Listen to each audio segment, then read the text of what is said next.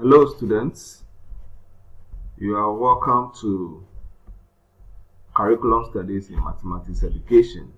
So soon we are on Unit 5, and in this unit we shall be talking about preparing to teach at the junior high school level. As usual, we are going to have 6 sessions in this unit. My name is Justice Yosin Mensah. Let's look at the first session. In the first session, we shall be talking about identifying the lesson goal, instructional objectives before you start teaching. Let's look at the objectives for the session. At the end of the session, you should be able to define what we mean by object of learning, and then be able to identify the characteristics of an object of learning of a specified mathematics topic.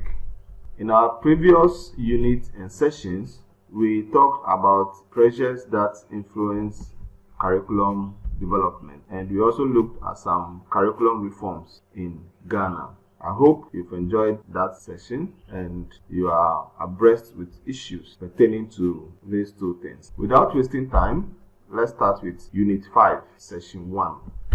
So what we have been looking at so far in our previous sessions have been on curriculum and its related terms. For example, we looked at the definition of curriculum and syllabus and the distinguishing characteristics. We also look at curriculum development, some theories and aims and objectives in the syllabus for primary, JHS and SHS.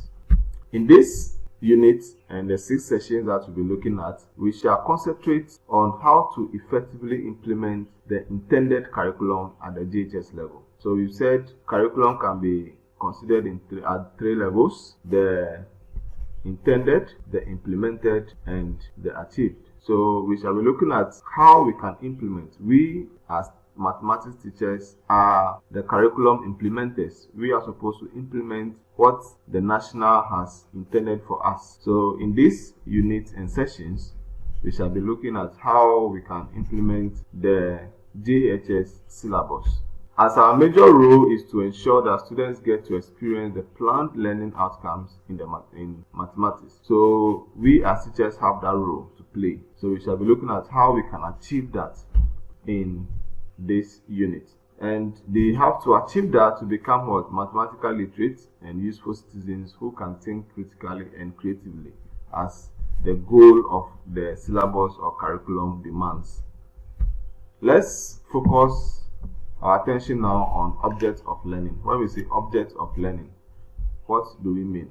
According to Manson and Chu, 2004, learning always leads to the acquiring of knowledge of something. This simply means that after teaching a concept, a skill, or organization, it must lead to the students learning something or acquiring knowledge in something or of something. This is according to Martin and Tree, 2004. So it means that learning is always about something. If you have nothing to talk about, why do you go and teach? Or if the students at the end of what you are teaching learn nothing, then what are you doing? You are doing a constituted job. So therefore, teaching and learning is always about something. And our task as teachers is to always keep in mind what that something is. So what are you teaching? What do you want your students to achieve? That something must always be on our minds whenever we are teaching, and bring that thing into focus of our students. So when you are teaching your students, you must focus on what you want them to achieve. That something must always be on our minds. So according to Martin and Tree, that something is referred to as the object of learning. So ladies and gentlemen, when we talk of object of learning, we are talking about that something that you want your students to achieve at the end of your teaching. That is what Martin and Tree refer to as object of learning. And this is commonly referred to as lesson goal. So the lesson goal is the same or synonymous to object of learning, and it is what we want our students to achieve, or we want the students to learn something. That something is what we are referring to as object of learning. And we as teachers, mathematics teachers to be specific, have that responsibility to enact the object of learning. That's the subject matter. So the achieved or the enhanced curriculum is what students have actually gained from what we have taught. So we as teachers have that responsibility to make sure students learn something from what we are teaching and be able to do. So they should be able to do. That's the skill. They should be able to demonstrate the skill of doing the thing. That's something that we want them to achieve at the end of our instruction. The object of learning or lesson goal therefore refers to the content that students are expected to learn, as we have said already, and how they are expected to demonstrate their learning. So it's not only about what they should learn, but how they are able to demonstrate it through a skill, doing it. That is what we are talking about. As such, aside stating precisely what content we expect students to know, we should as well state how they should exhibit that competence. So it's not enough to only state the objective that the students should be able to do this, but after the lesson, how are they going to demonstrate that they have actually achieved that aim or goal? So we can say that by taking the view that learning has taken place only when a student is able to demonstrate a new competence or is able to do something, we can be able to measure that competence by looking at it from that perspective. Adler and Ronda 2015 also posits that the object of learning in mathematics could be classified into concepts. For example, what is a set? So they should have that basic knowledge of what a set is. We have talked about the 3 types of subject matter, and you know that already.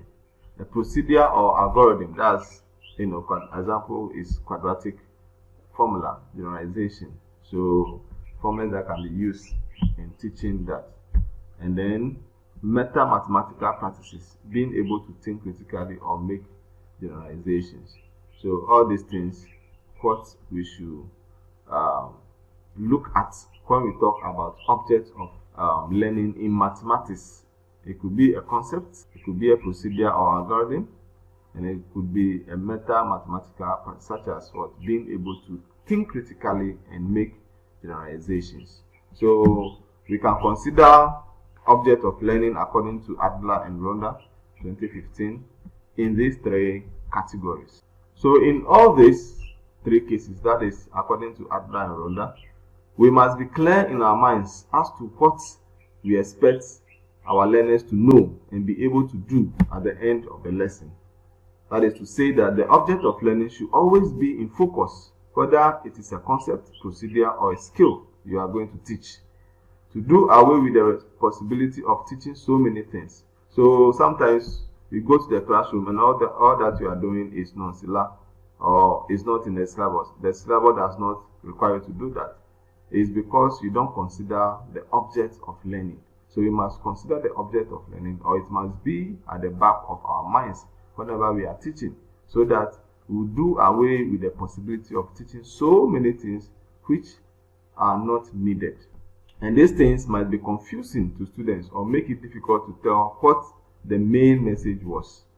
So, ladies and gentlemen, we must consider this so that we can make our lessons straight to the point and for students to achieve what they are expected to. Let's look at the content and skills in the JHS syllabus. So in the syllabus, the object of learning, that's what we expect students to know and be able to do, is captured in the form of a behavioral change under the specific objectives column. So when you take the JHS syllabus, which you must all have, I've asked you in our previous sessions to get those 3 syllabi. That's primary, JHS, and SHS. So if you look at the JHS syllabus, what students, or the objects of learning, what students are expected to do and know, is captured as a behavioral change under the specific objectives column. So you look at, for example, under number and numeral, the specific objective and the reference number 1.1.6 states that the pupil will be able to find prime factors of natural numbers. So this defines what the students should be able to do and this is the object of learning here. So the object of learning here is being able to find prime numbers. That is what our focus should be. However, under the teaching and learning activities, first students are expected to know how to find factors and prime numbers using the factor tree. So the teaching and learning activities will explain further the content, what you should teach your students.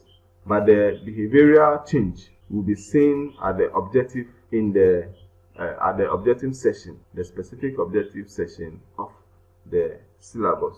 So in this case, what students are expected to know and be able to do are, so if you look at the teaching and learning activities, what students are supposed to be able to do and know, or know and do, are two under this, if you consider this topic, being able to find prime numbers. One is know what a factor tree is, that's the content, and two, use the knowledge of the factor tree to find the the prime numbers of natural numbers. And this is the specific capability of the child, what the skill that the child should be able to demonstrate after the lesson.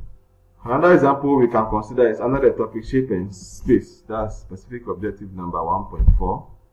1.4.1, people will be able to draw plane shapes and identify their parts. So it's expected that the student will, one, acquire the skill, that's the capability of drawing plane shapes, and two, know the names of drawn plane shapes. Those to be able to do, that's the first one, draw plane shapes, and then know the names of the plane shapes. So, ladies and gentlemen, you may refer to the JHS Mathematics syllabus for more of such objects of learning. So, you take a particular objective, try to identify the objects of learning, what the students should be able to do and know, and then you can compare your findings or analyze your findings, and if you have any challenge, don't hesitate to contact. So, in conclusion, we are saying that the teaching of mathematics is always about something that you expect students to know and be able to do. Aside this, I don't think we'll be teaching mathematics if students are not supposed to know something or do something. Then why are we teaching mathematics? And this doing something, knowing how to do something or know something is what we refer to as objects of learning. And anytime you go to the class to teach, you should always be clear in your mind as to what the something that you want students to be able to know and do. What is it that you want the students to gain at the end of the lesson? It should be a question on your mind. Otherwise, we can easily deviate or teach non-essential things, which we refer to as non-syllabus. At the pre-tertiary level, the object of learning is contained in the school mathematics curriculum. So as we said, if you look at the specific objectives, you have the objects of learning, and then you come to teaching and learning activities, and at the content, you see a lot of things that the curriculum or the intended curriculum requires we as mathematics teachers to do, and examine the mathematics syllabus to determine what you are expected to teach in each class. So it is your duty as a pre-service teacher to examine the JHS mathematics curriculum and know what you are supposed to or expected to teach in each of the classes, and what students are expected to know and be able to do. So you have that responsibility to look at the syllabus critically and do your analysis. We have come to the end of this session. I'll leave you with these two questions. Look at them, and then when we meet again, if you have any concern, you let us know.